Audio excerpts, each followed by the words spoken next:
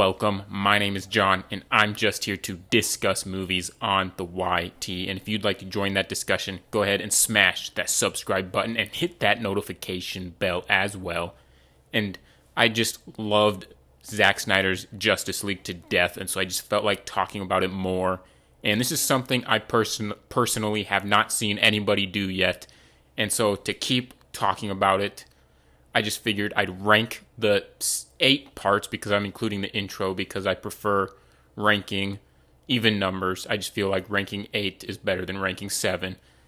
And just ranking these parts from the least awesome to frickin' phenomenal. I love this movie. I wanted to talk about it more.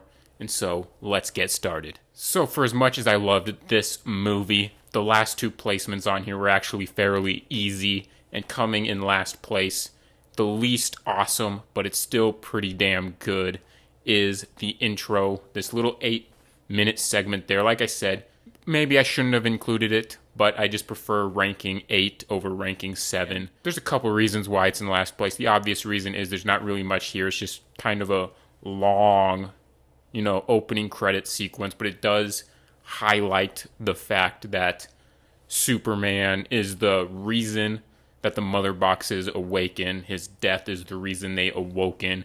And so it does set up the opening premise of the reason why these events are happening.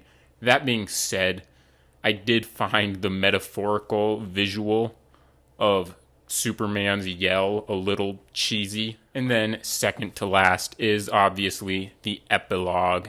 Now, I could see some people putting this higher on the list, but for me, it's just kind of stuff tacked on to the end for fan service moments.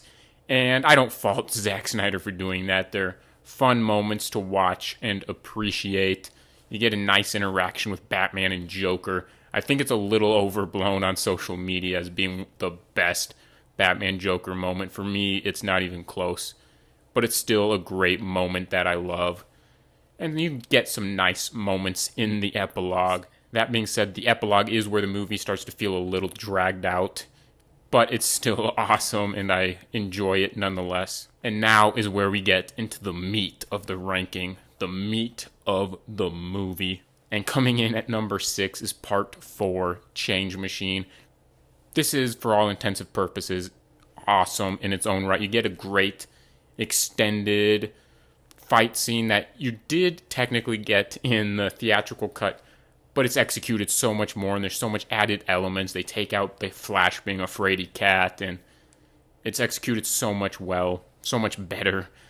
And you get this awesome Aquaman moment at the end of the fight scene, and I'm a huge Aquaman fan. And on top of that, you get the awesome revelation of the anti-life equation, and you actually get it said and stated in the movie. And I just love that they finally said, anti-life in like a cinematic movie.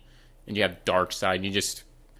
You kind of actually get Darkseid. You saw him in a flashback as well before this, but you actually get the present day Darkseid sort of in this moment when he talks to Steppenwolf through the monolith. If I had to give a reason why this is lower on the list, it's because it doesn't quite have the emotional setup and emotional background as the ones prior to this part. And then it's also mostly just focused on building up to the next 2 parts, which are awesome in their own right. And next, I have Part 2, The Age of Heroes. This is where we get the meat of the actual story and the villain plots and villain motivations. This is where they set up Steppenwolf, where he has that conversation with Desaad, where you understand his background. It's where it sets up the background of Darkseid, and you get that epic flashback of Darkseid fighting humanity thousands of years in the past. You get some setup for the emotional arcs of Batman and Wonder Woman in this movie as well, in this part. And if anything holds this back is it feels like the most exposition-y part of the movie, but it also shows you as well, like in that Age of Heroes flashback, it's not just an exhibition dump, it also shows it to you. And next I have Part 1, Don't Count on It, Batman. I love the opening of this movie where they have Batman conversing with Aquaman. These are my two favorite superheroes, and I just love their back and forth in this opening. And then it also comes to a head, this part's climax being the awesome Amazon battle with Steppenwolf. So much more improved from the theatrical version. Even though I don't think the theatrical version, especially in this part, was that much of a train wreck, this is vastly improved. And part one is sort of where they set up the body and the brains and kind of the driving force of the movie with Batman and Wonder Woman and kind of Aquaman. Mostly Batman and Wonder Woman being the body and brains, and Batman being the driving force of the movie, bringing everyone together. This is where you kind of set all of that up. The only thing holding it back is it doesn't quite have the emotional weight of the later parts. And kicking off the top three is part 5. This is the part that's mostly dedicated to the resurrection of Superman. And this is actually kind of the most top-heavy part for me, because it does actually include one of my biggest issues with the movie, even though it's not that big of an issue, but it's the only one that I consider like an actual real issue I have. And that issue is mainly, I'm not a big fan of this Kryptonian Lazarus pit that they have. I wish they would have gone more along the lines of like Return of Superman type of stuff, where he's never actually dead. He's only dead according to human technology, but his heart is just beating extremely, extremely, extremely slowly while he recuperates in like the Fortress of Solitude or whatever. I really wish they would have done something more along those lines instead of this, like, not to quote the theatrical cut, but more of a Pet Sematary resurrection.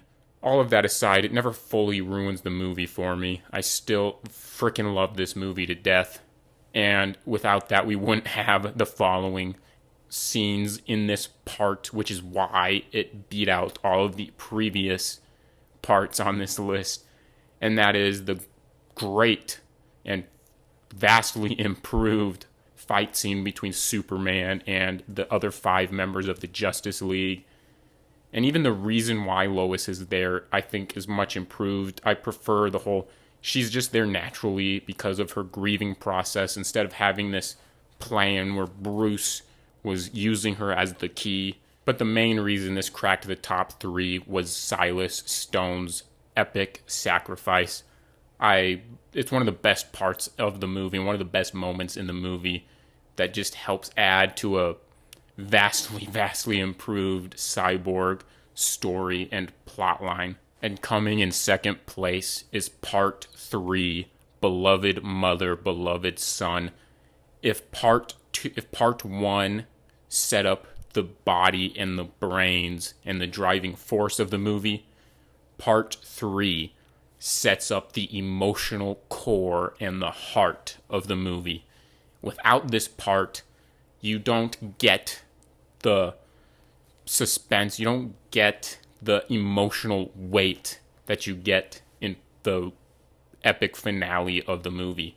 And that's why this is in second place, is because you get some great moments setting up the Flash, but mainly it sets up Cyborg's story, which also sets up the background of the mother boxes and the science behind the mother boxes. And it just sets up this great emotional core to the movie. But it doesn't quite crack the number 1 spot because it probably has the least action out of all of the parts.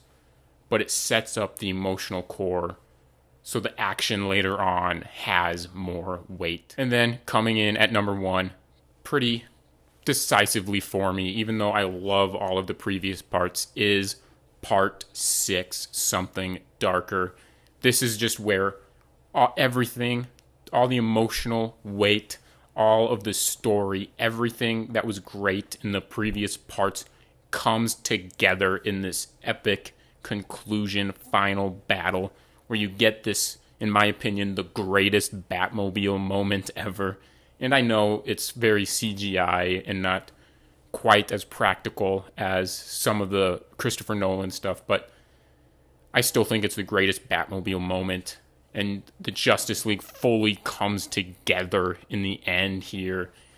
And you get the Flash saving the day by reversing time, and Cyborg fully coming into his own and accepting who he is and realizing he's not a broken man.